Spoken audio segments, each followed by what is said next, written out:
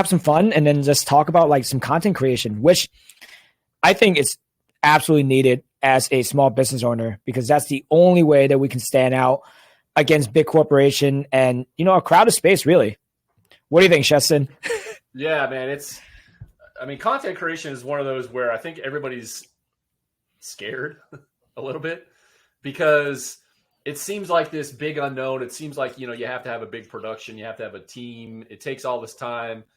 And while some of that's true, like, man, the power of content is undeniable, especially in today's marketplace, given, you know, how much people are consuming content, social media, YouTube, and it even plays into like ad strategies. So, you know, I've been watching, you know, this one business coach that I follow has a very successful ad agency, but he talks about his ads and how when he stopped doing content, the results of his ads dropped, because what's happening is people are seeing those ads and maybe they're not clicking on, or maybe they're not taking immediate action, but what they're doing is they're seeing your ad and then they're going doing research on you to see, is this guy legit? Like, do they really know what they're talking about?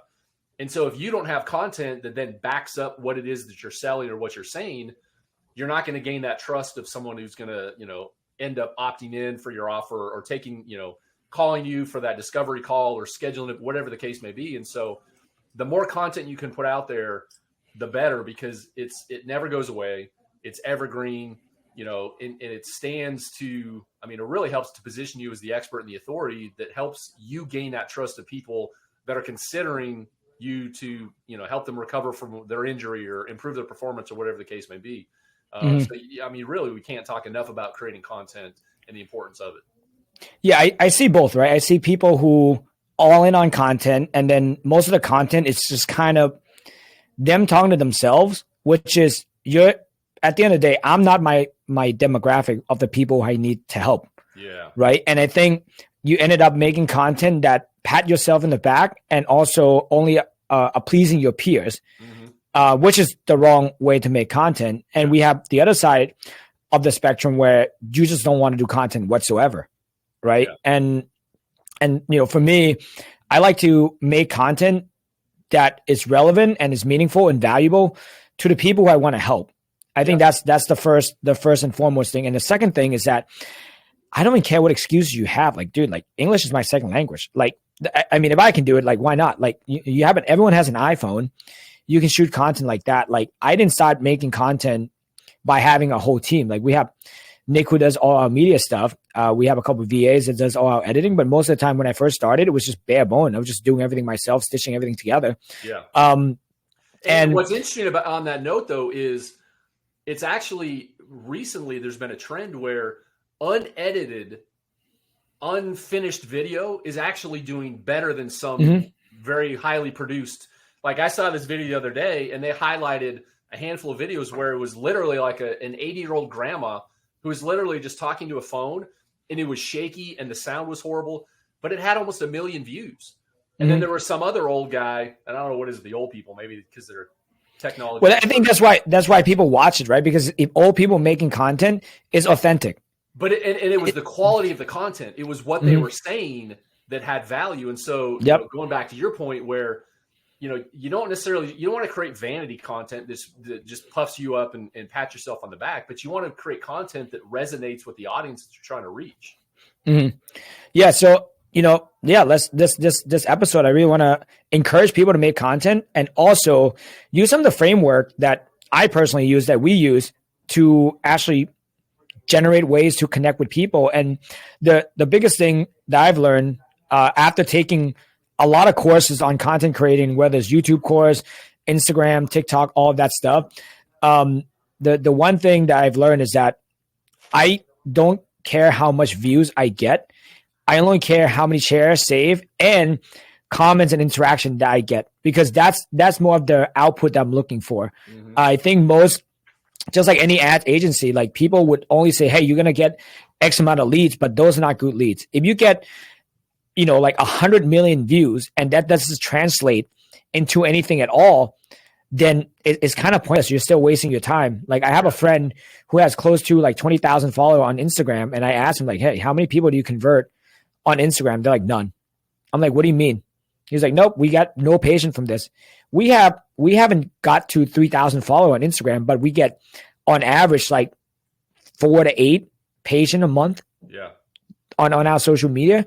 So I think there's definitely a way to do it. And if you are a business manager and you're time poor, you're treating and you're doing marketing, you're running operation, you're running payroll, and then you have to do content. I would love this, this podcast to be like almost like a guiding light. So that way you are intentional with your time. Mm-hmm. And so that way, when you put the camera in front of you and you hit record, you actually know what you're doing and you're not just wasting your time, like fumbling around like I used to do. And then next thing you know, I'm just like, oh, I just spent an hour and then this content, no one's finding value in it whatsoever. I'll say this too, though. You have to start somewhere. Of course, you do. So I would rather someone fumble around and don't feel like they don't know what they're doing, but just start developing that muscle of doing it than not do anything. But hopefully we can provide some tips and some ideas to help you so when you start, you're not just fumbling around wasting your time. Yep. No, I agree with that. You got to start somewhere to get better, right? You have to be an active participant to actually get some reps in. Like I think most people, when it comes to content, they're either getting a lot of reps in, but not making improvement, or they're not getting any reps in at all. And they just mental masturbate. Yeah, exactly. It's like, look, I tell my kids all the time, you have to be bad before you can be good. Yep. So just accept it. You're going to suck when you start. Your content is going to be horrible, but that's okay because you got to start somewhere. Yeah. So before you guys dive into this podcast even more, I'm going to tell you right now, the one thing I'm going to tell you not to do, and the one thing that doesn't do anyone, is when you get on camera and you have a talking head and you're telling people why other physical therapy sucks and why you're the best and why they should come see you. That doesn't work because it just makes you extremely pompous. It makes you less relatable. Yes. Right? Like shitting on other people doesn't help. Like standing out by providing value, that's the best way. And I've seen people who either dances or come in and have like a soapbox and start ranting like that. No one wants to listen to that. Like my wife wouldn't want to listen to that. And she's my biggest supporter. Right. So don't do those kind of content. So yeah, man, let's dive in because just to let you guys know, I carve out around 4 hours a week to do content because that's how much I really value content and value connecting with people and giving almost like a talking point for people to reach out to us, right? So when it comes to that, I'm very intentional with the things that I do, and I try to be more intentional every single week. I just had a quick meeting now. Like we used to publish YouTube videos twice a week. Now we're going to dial it down to one time a week. But when we do it, we're going to actually be more like in depth with the video, right? So some of the things that I would do before I create any content is you need to have an intention. Like what is this content going to do? What is the intention of this content, right? And then from there, with that intention, what's the obstacle it's going to overcome? So if you have those two things, like your content is going to be awesome. And I actually reflected on this 2 days ago when I was watching the new episode of South Park when they were talking about Ozempic. And South Park does a really good job at telling stories. And it started off with Carmen in the doctor's office, and the doctor say, hey, your blood work does not look good. You're obese and you need to lose weight. And then he's like, well, I tried this in the past. Exercise doesn't work. And the doctor say, oh, well, you can try Ozempic, right? So that's a really good hook. So the intention of the episode was Carmen is obese. He needs to lose weight. And then the obstacle is there. It's like, well, he can't exercise. He doesn't work. Oh, now there's a solution, which is Ozempic. But then the other obstacle is that Ozempic is too expensive for him to afford. So the whole episode was all about that. And another thing with that intention as well, once Carmen discovered that he can lose weight, his main vision was he wants to keep making fun of people and then people cannot call him fat back. That was the only main reason why he wants to lose weight, right? So when you are making a content, you want to have a clear intention of like, hey, if I'm making a content about ACL for like lacrosse player, I say, hey, going back to your first lacrosse game is nerve-wracking, because you haven't done pivoting, cutting, dodging yet. Yep. And I would make content relating on how to overcome those mental hurdle of cutting, pivoting, dodging. Yep. Right. So by the time they watch the video and say, oh, okay, I feel that way. I don't trust my body when it comes to, cutting, pivoting, and dodging. But if I stay tuned for the next 8 to 10 minutes, I know that at the end, I'm going to feel a lot better and I'm going to have different ways of overcoming those obstacles. Yep. So I think that's probably the best way to look at content. Yep. Yeah, you absolutely have to. You absolutely have to start by identifying who are you trying to connect with, and then what is their big objective? Like, what do they want out of it? And then start from there. And provide value, provide information.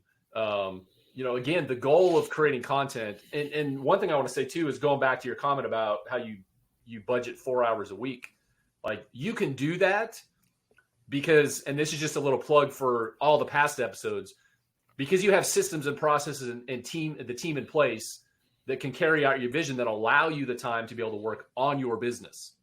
Like, creating content is very much a working on your business thing, because you're helping the brand overall. Like, you're helping spread the awareness. You're helping position yourself as the authority. You're helping people to know that myokinetics is the place to go if you have certain injuries, or if you want to get back to your sport quickly, and not re-injure yourself. So that's critical. But then when it comes to actually creating that content, it's understanding who are you trying to serve and what is their objective and their need, and then how can you help serve them? You also mentioned not, crapping on other PTs, other businesses. There's still a way you can position yourself as different. And I like to talk about this all the time. Like, one of the things that you want to do to establish your authority is establish the criteria that someone should use when trying to decide between PTs. Like, you need to be the one to tell your target audience, hey, when you're thinking about going to a PT for injury rehab or performance training or whatever the case may be, you should look for these things right here. Like, if they don't, like, they should do this, or they should ask you this, or they should have this protocol in place. And you can do that with your content. Again, going back to lacrosse players, like, when you're talking about that, like, one of the things you could say is, hey, before you go back to sport, have you done this? Have you done this? Have you looked at this? Have you tried this? That will help you gain confidence. So you're giving them value in terms of how they can overcome their injury, how they can regain their confidence to get back on the field. But you're also positioning yourself, because you're helping to set that criteria by which they're going to decide which PT they're going to go with. Yeah. So, no, I mean, that's high level, right? And I guess understanding that will make you want to do more content. So if I go back to the technical stuff that I talked before, is understand the intention of what you want this video or this content to be, right? Understand the obstacle in front of that intention, right? How do you help them overcome that? And then there's also 4 things I look for as well, right? There's 4 different themes when it comes to creating content, especially for me here. So the first theme is knowledge gap, right? Can I create an intention where this is like a secret that they should know in order for them to overcome this obstacle, right? So it'll be like 3 knee exercise that will, help restore your range of motion post ACL, right? That's a knowledge gap content. Yep. And then by the time you finish this video, they would know that you actually help them bridge the gap. So now they know what you know. Yep. So that's the first thing that you can do. Second thing would be, uncertainty, right? So understand that people are facing the unknown, right? So like, one of the videos you can make is, if the intention is to solve that uncertainty, like how to know when you're ready to go back to running, right? Or here's the checklists that you need to do to go back to running. And you talk about those checklists. Yep. And then by the time they're able to have that checklist in their head, then at the end, they understand that they have overcome that obstacle, or at least have a roadmap to overcome those obstacles. Yep. The next one is complexity. When you have something that's really complex, like let's say like a back pain, something that been chronic and people been dealing with a lot, how do you make that complex issue become very simple? Right. So you kind of like demystify the complexity of that situation. It's kind of like if you were able to go to a body shop and they can tell you like, oh, hey, it's this one thing. That's what you need to fix. right? So video like, hey, one thing you need to do. Hey, one thing that will make your back pain better. Like, because you're actually able to dial it back down. Mm-hmm. And I think as PT, we're struggling with that because we're a hardwire to always say it depends. Yeah. Like, right? It's like, oh, how do I get better? It's like, well, it depends because you need to do this and that. It's like, well, what if you just talk to me in 2 minutes and tell me what I need to do that will give me the high likelihood of outcome? Yep. Do that. Like, speak to a broad audience. I think that would be a huge thing. And then the fourth one would be novelty.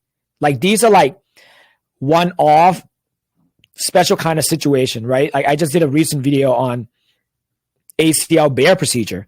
It's a new procedure just come out, right? It's a new novelty. People are excited about it. So I go over there and I talk about it. Like, what is it about and why is it different from different things? And who is it for? Who is it not for? Yep.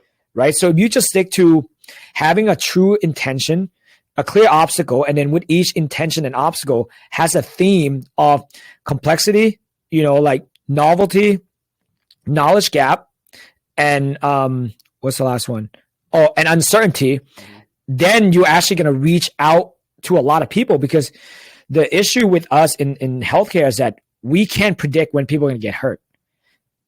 And we can't control if they're going to come to us. But if we can just keep sending the same message over and over again, just like what Dan Kennedy would say is being omnipresent, then once they get hurt, they know who to look for. Yep. And in the beginning of the podcast, when you were saying, like, I'm the type of person, if I see an ad, I don't click on the ads.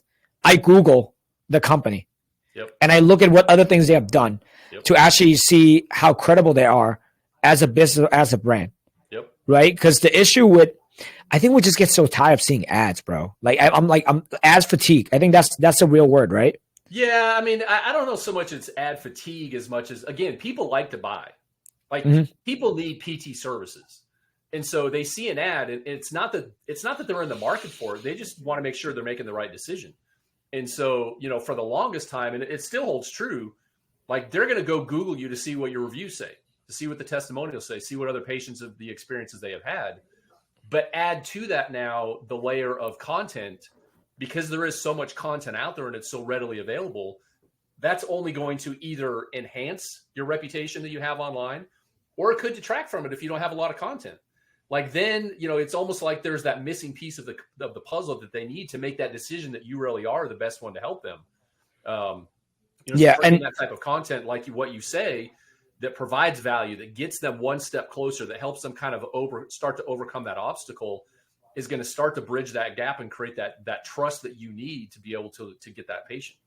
Well, people like to buy, but they don't like to be sold to. Exactly. So that's the difference, is that you can give goodwill by providing good value to get people to feel comfortable working with you, but they don't want to be sold like, hey, you need to come here, this and that, right? People want to make an informed decision when it comes to their health, and especially at a premium product, right? Absolutely. So if you stick with what we just said, having intention, obstacle, 4 different theme, then another thing that we like to do before we do any content is, what are some power words that we can actually use as a hook before before the video even start, right? So, like, words like pain, word like secrets, word like hack. Like, those are power words where if you get to say it in the beginning of your video, people will tend to stick on longer. And then another thing with the content too, you have to highlight what is at stake if they don't know this. What is at stake for them if they don't actually watch this whole entirety of the video, of your content, or read your whole blog, or even email, right? We go over this all the time, because I use the same framework to create content as I do when it comes to writing an email, when it comes to writing any blog, because we want to paint that picture where people who are actually invested in getting better, they know what's at stake. And you need to amplify that for them, because that's how people know that you actually get them or not. Yep. Right? Yeah. If I don't play any sport and I don't know what it's like to be recruited and then have all those scholarships get taken away, then I can't speak on it. But if I say, hey, you just tore your ACL, you had 20 offers on the line, and you're wondering if those offers are going to stand, right? That's a lot at stake. So if you can speak on that, then people can be like, you know what? this clinic seemed like the place that they know they work with athletes, but they actually know more about what's going on in the psyche of being an athlete. How the injury or how what you can do affects their world outside of that. Yeah, absolutely. Mm-hmm. And another thing too, and I'm sure you've seen this a lot, Cheston, is like people like to only make content regarding the feature of their service. Oh, yeah. We do one-on-one. Oh, we have this. Oh, we have that. Oh, we have this. We have that. Like all those are great, but if you don't understand how you can help them solve their problem, like those features should be good to speed up the process of solving their problem. But it shouldn't be the only thing that they're paying for. Yeah. Right. People don't. Yeah. I think, first of all, I think it's important. I think there's a couple of like core components, like types of content that a clinic should have. And that's one of them. Like, how does our process work? Like, how do we help you? Like, what's the experience when you come through? But you can only create so much content around that. Mm-hmm. But that's an important part. And I think a lot of thought needs to go into it so that in a short video, a short piece of content, you can explain and someone can understand what that's like. But that's just one component of it. A lot of that then is just the myriad and the unlimited amount of questions, concerns, fears, obstacles, like all those things that you talked about that people have as it relates to your service. And so I would say once you have those core components done, then it's kind of the fun part where it's like, hey, now we got to talk about like the fun stuff that kind of leads into these other things and how it actually, the features that we actually provide, a patient or prospect when they come in to talk to us. Yeah, I think the feature content is important when you want to identify how you can help them get there faster, mm-hmm.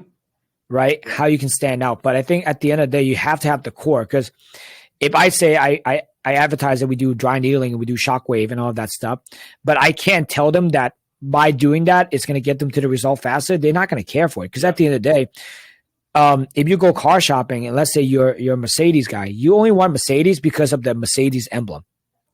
Right? Once you get to the dealership and you see the head-up display, you're like, oh, that's a cool thing to have. Yep. Like, I don't need it. What I really want is a bi-turbo V8. Yeah. I don't even need a heated steering wheel, right? That's all I want because that's all luxury. Yes. And that's how, the car dealership, especially luxury car, is able to upsell you, right? If you watch, and I love studying like, high-end product like luxury vehicle, because all it is BMW tagline is what? The ultimate driving machine. Mm-hmm. Yep. Right? They don't say that, hey, our exhaust is this, our engine is that. And to be honest, as a BMW fan, like I hate the kidney grill when it came out, but they don't care what I think. Yeah. All they say is like, oh, hey, the car just faster, it's hugged the corner tighter, and you're going to feel the car more. Mm-hmm. And people's like, all right, fine, I can deal with the kidney grill. Yeah. And I think that's how we have to play the game when it comes to content, because at the end of the day, the way we can stand out, especially in a big hospital system or corporate system, is this. Because the corporate system and the hospital system, they're not going to have the ability to speak on their brand, because the people who work for that company, they don't even know what the brand is about. Like there's no founder facing. So if you're a founder of any company, you need to be able to speak on that. And going back to, Steve Jobs was the founder, was the face of Apple, right? And anytime he does a new iPhone, that's content creating. Mm-hmm. That's creating excitement, right? Around the thing. Like we all know when that new iPhone come out, it's just better camera, better processor, and different charging ports. Nothing else is new, right? But they're able to create a hype around it and get people who are a true loyal fan, because they have indoctrinated them for the past 15 years that they need a new iPhone. Yes. And then iPhone become a status symbol. And that's why people buy it. And it's because all of the content they created, they were able to, have power words. And, the stake of the, Apple fanboy is that they have the latest one. That's what's at stake. What's at stake is how cool you are. And what's at stake is that if you're a tech guy, you need to have a new iPhone, mm-hmm. right? So it's just fun, man, to see all of this. And I think in the fitness industry, you see this a lot more as well, especially, like if we talk trend now? Like what's big? Like Alpha Fit, which is F45 combined with Peloton and strobe light. Yeah. Yep. Yeah. And that's all they're marketing for. And what's great about making content is we get to use those content as nurturing sequence. And this is where, your genius come in, because we're able to insert those those content with those nurturing sequence at exact same time where people have those obstacles to come, right? So if someone have like a distant obstacle that they need to overcome, it's too far, then all the content that we created and on that nurturing sequence has to do with people who drive over an hour to come see us. Yes. Yeah. Yeah. It's again, content plays a critical part especially nowadays, in brand strategy, in visibility, in authority and positioning. Because of, like, again, Apple's a perfect example. First of all, they have a great product. Like that's at the end of the day, they have to have a good product or people aren't going to buy into it. Mm-hmm. But how many Apple's commercials do we see? How much content do we see that they've put out that just continues to perpetuate that brand? It continues to create that excitement around it. Even though the upgrades and the features are limited, like people still get excited about it. I think as a PT, especially a performance-based PT, you have infinitely more opportunity to create content because of all the little nuances, because of all the little aspects and the obstacles and the fears and the challenges and the questions and the things that people have as it relates to your service. And again, because it is such a high trust transaction, like it's important that you have that. But if you can start that process with good content up front, the likelihood that you're going to create a brand champion on the back end goes up exponentially, because by the time they come in and they actually start experiencing your process and experiencing that transformation, it's simply just going to validate everything that they learned on the front end. But to get there, you have to put in the work on the front end to help educate them and nurture them and prepare them for that experience, so that by the time they come out the back end, they can say, hey, everything that these guys said up front is absolutely what happened. And at that point, they're going to sing your praises from the rooftops, because everything works together and it coincides, seamlessly from cold lead all the way to brand champion on the back end. Mm-hmm. And what's cool about working in a performance-based setting is that you can make content throughout the day. And the one thing that we're looking to do here now is to capture the experience that people are coming in, of them working hard, them doing all these things. And the reason why I just had a team meeting about this too is that we want to attract 100% of the right people that we like to work with. Mm-hmm. Right? I don't want people who are like iffy then and there. And the one comment I made was, I want to show that when people are coming in, they're coming in ready to work. Yeah. They got the lacrosse stick, they got their cleats, they got all these things. And then we're going to show them working hard and then leaving sweating at the end. Yeah. Yeah. Because we want to attract those kind of populations. So if you want to come in and you want to have cucumbers on your eyes and, like nice massage, all that stuff, this is not the place for you. Yeah. And I think another thing too is one of the critical components of attracting the right clientele is filtering out those that aren't. And you can do that with your content. Like, it's a great way, like you say, like you're showing these are the type of people that we want in our clinic. And as people watch that, if they're looking for the cucumbers and the soft music and the babbling brook in the background, they're going to realize that's not you because of the content that you put out. But if you don't do that, if they don't see your content and they don't know that, they're going to call you. They're going to waste your time, and they're going to come in, and maybe they're going to be a patient, but they're not going to be the right patient because they don't have the right mindset up front. And so again, you're using that content to help filter out those people that aren't the right prospects and identify those that are, so you can spend your time really working with those people that have self-identified themselves as your ideal patient.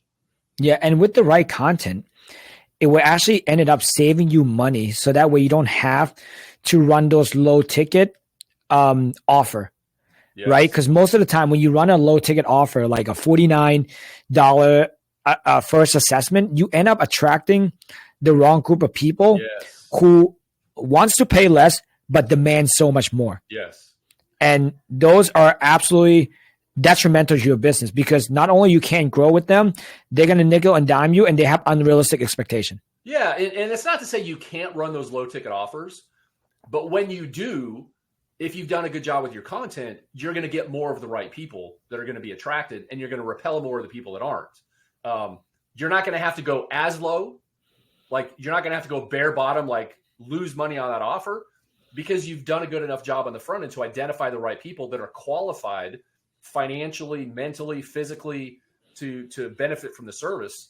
But you're right. It acts as a filtering mechanism, again, to repel those that aren't a good fit and to attract those people that are. Mm-hmm.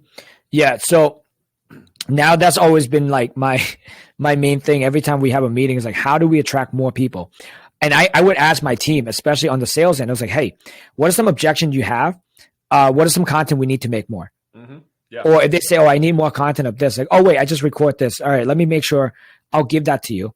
And then what we'll do is when I meet with Cassie on a marketing meeting, we'll go over on our content, see how many likes, how many share we have, and why does that work? Mm-hmm. Yep. Right? Is it because of different personalities? Is it because the interaction, or is it because we're making actually meaningful content that people, especially our patient, would be willing and proud to collaborate with us on Instagram? I think that's the biggest game changer when it comes to our social media. So last month we were at around 9,000 engagement. This month we're at 1,500, and the 1,500 comes to with every time we create a content for our patient, they were so proud, they were so amped up that they're like, oh yeah, I need this on my page. Yeah, I'm going to collaborate. Yeah. And that's where you can take advantage of that organic, that viral nature of content, is by engaging them.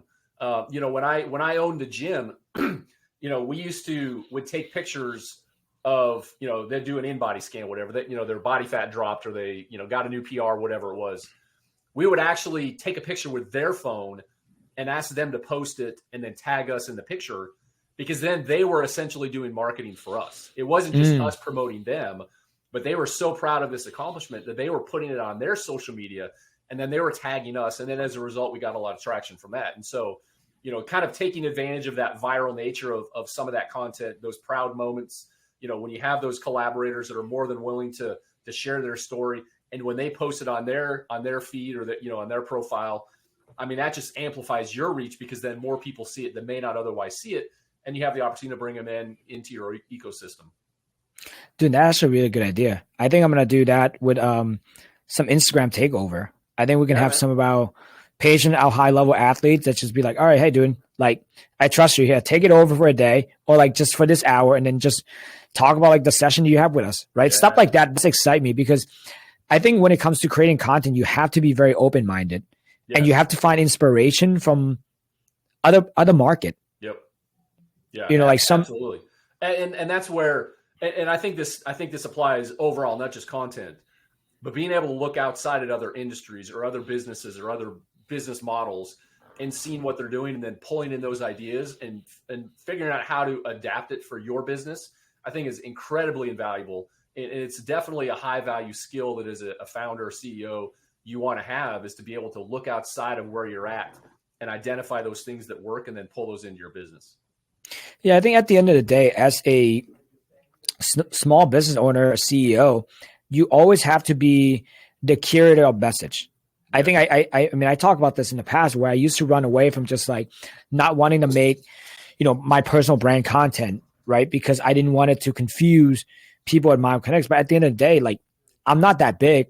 Yeah. And if anything, if I can get more eyeballs on my page, which would then lead to more eyeball on Mile Kinetics, like, why wouldn't I do that? And, to run and to scale a business, you have to be willing to do those things, to be able to step up. And most of the great content creator I have connected with, like, believe it or not, they're all introvert. Yeah. Like, they don't like people. Yeah. But they're okay talking to a camera. Well, right. But they also realize the value. I mean, they realize the value of doing that. And so they're willing to overcome that. Yeah, absolutely. Yeah. I think at the end of the day, like, you just got to get used to doing things you don't like to do, especially those things that actually going to 10X or 100X your business and your impact.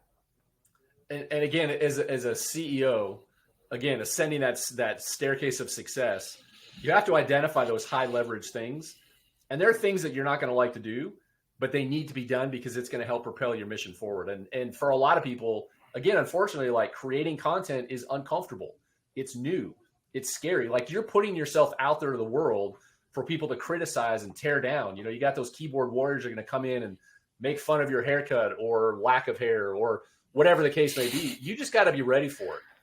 But the value that you're going to get, the leverage that it creates because of the way it can connect, especially nowadays, the way it can connect with your audience, the way that it can engage them and help them understand who you are, I think is incredibly invaluable. And I think overall from a content perspective, like you don't have to just be stuck to like PT. Like, as you say, like you're a small business, you have a personality, you have interests outside of work. Like you can talk about those. Like, don't be afraid to like showcase, like, you know, you went somewhere for the week, you know, you went to a fair or a food festival, or like people dig that. Like they want to know you as a person. You know, it might be Dan Kennedy that says that people do business with people, not businesses. Yes.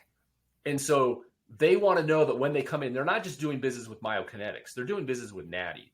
And so if they like Natty on a personal level, like that just deepens that relationship even more and creates a stronger bond that's there because you have connections or because you have interests or things that they do as well that are outside of PT, that are outside of their injury or their performance or whatever the case may be. Yeah, and people do business with people they like. I think that's at the end of the day. I think the funniest thing, dude, like, and 2 weeks ago, we have a new merch coming out. It's like, it's our summer drop, right? It's inspired by the band Slayer. And I want it to be like more like a rock band kind of shirt, right? Wash and all of that stuff. Yeah. And I'm like, man, how can I make this shirt really cool? And like, what content can we create? So one of the football athletes that we have, he had prom. And the new thing with prom, I don't know if you noticed, but all the athletes, they don't go on limo anymore. They rent car. Okay. So they all like we had one kid that rented like a Lamborghini Urus. The one kid ended up renting a Cybertruck. And he was like, dude, I'm getting a Cybertruck for prom, this and that. I was like, wait. I was like, can you come to the clinic the day after prom, bring your Cybertruck, and can I use it for 5 minutes to just do a photo shoot? And what we did was I used Decker, the strength coach, who happened to skateboard. So I say, dude, throw this shirt on, skate, and do a kickflip in front of a Cybertruck. Oh, and then that's how we're going to promote. Dude, that content, I got people calling me, texting me all day. That's cool. And like, everyone's like, no, you didn't. There's no way you got this and that. And then at the end, like, I think we end up like selling like an extra like 10 or 15 shirts just because of that. Yeah. Because it was really cool. It was like a cyberpunk kind of photo shoot. And we did it all in 10 minutes. That's and cool, it was just like a great laugh. Yeah. You know, we're all having fun. So I think at the end of like, that's what you need. You need like authenticity when it comes to your content. Yeah. Because when people come in, like, yeah, dude, like it's not that deep. No. I mean, it can be, but the majority of it really isn't. Yeah. If you take enough time to have a prep of the message you want to send and how you can help people, I think that's the best way to do it. And another hack that I did to overcome some of the fear that I had to do content was to go do content in an airport. Literally, when I was like about to hop on a flight, I was just sitting there recording videos, all that stuff. And I thought for a fact, like, people are going to stop, stare at me and be like, look at this jerk doing content. Have one here. Video where there's some chick standing right behind you, just like stands there for a couple minutes. I remember watching that one. I was like, yeah, but then at the end of the day, I realized no one cares. No. Like this is the craziest thing. Like, I used to think that people would acknowledge my existence, but at the end of the day, they don't, because they have their own existence to acknowledge. People are too concerned about themselves. Absolutely. I tell my 12-year-old son that all the time. I was like, people don't care about you as much as you think they do. No. And I think the older you get, the more, like, I guess you're more carefree. Like going back, like all the old people that you and I know, like, they don't really care. They just wear whatever. I'm getting to that point. I mean, like, listen, I mean, you still have some cool shirt, which I like. And you know, yesterday I got this giant bucket hat. I'm like, oh, I need a bucket hat. It's too hot. I don't want to get sun on my face, all that stuff. And I was wearing it all day. And people were like, wow, like, you look like a fish. Like, people were just making comment. I'm like, I don't care. I was like, this is good. Yeah. And it just become part of like your personality, who you are. And then you let your personality shine through the content, which makes it more authentic, which made you more likable, and which will attract the right group of people. Yeah. Right. So before we wrap up, I do want to touch on So what do you do with how do you get people from your content to take that next step? Like, what are some things that you guys do? Because I think that's a big component, that you got to put content out there, but the content has to have a purpose. How do we make that transition? So I think the one thing is, every time someone share our content, we always DM and say, hey, thank you for sharing. And then we will always ask for feedback, like, what is it that you like about this content? Mm-hmm. Right. And then just have a conversation. Or when we have a new follower, we would say, hey, thanks for following. Like, what brought you to our page? Yeah. And then the next question would be, okay, how can we help? Mm-hmm. Right. I had one kid who followed my account and my Kinetic account. And we messaged him. He's like, oh, I just tore my ACL. I play lacrosse at a Division I school. You know, I came across your page. Then I saw that you have a book. So I purchased your book. And here I am. Yep. Right. And then from that point, like, now he's in our nurturing sequence where he gets an email, he gets a text.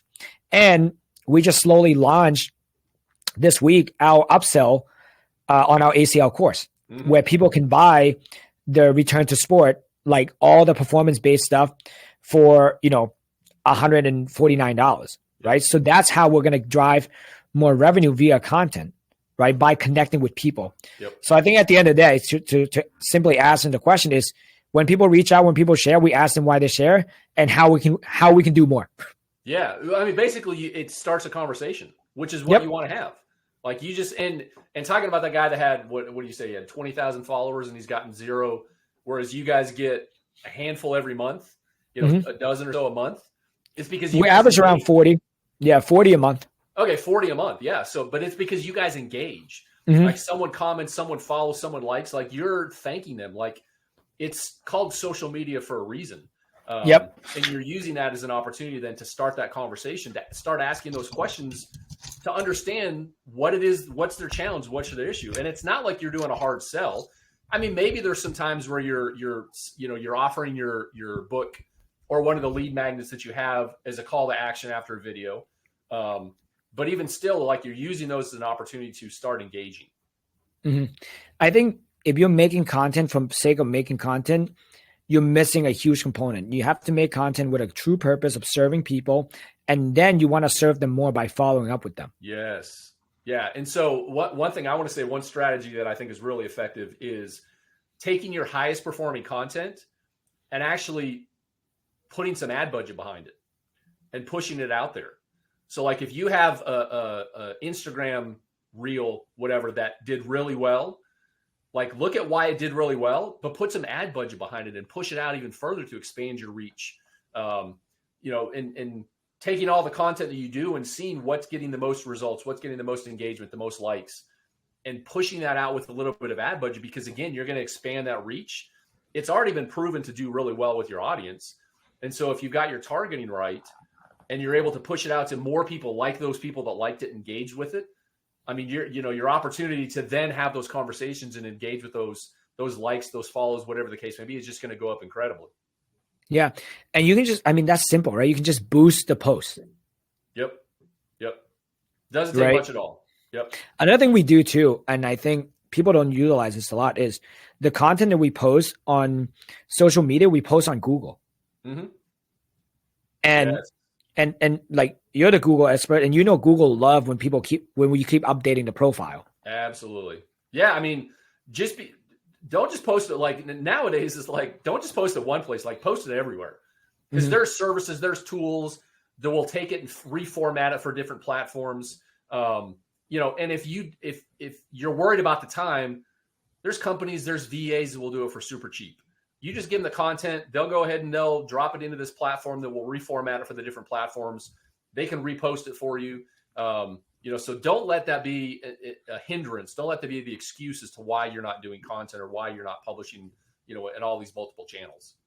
Yeah. And that's why I like batch recording as well, because the first couple takes I would take, it's just like super robotic, like low energy. And then what I try to do, another hack, is I try to work out right before I do content. So, like, I have better energy. I'm in a better mood. I'm more dialed in, and I got a sick pump. So I know I'm going to look good. Exactly. I got a sick pump. Come on, let's be honest. That's the main reason. Yeah. From there, I mean, listen, I want to attract people who wants to work like Yeah. bicep veins go a long way. Yeah, totally. Yeah. I mean, listen, our friend Kyle, every time he posts a content, I mean, this guy got veins in like his calves. And I always Veins comment on veins. his vein.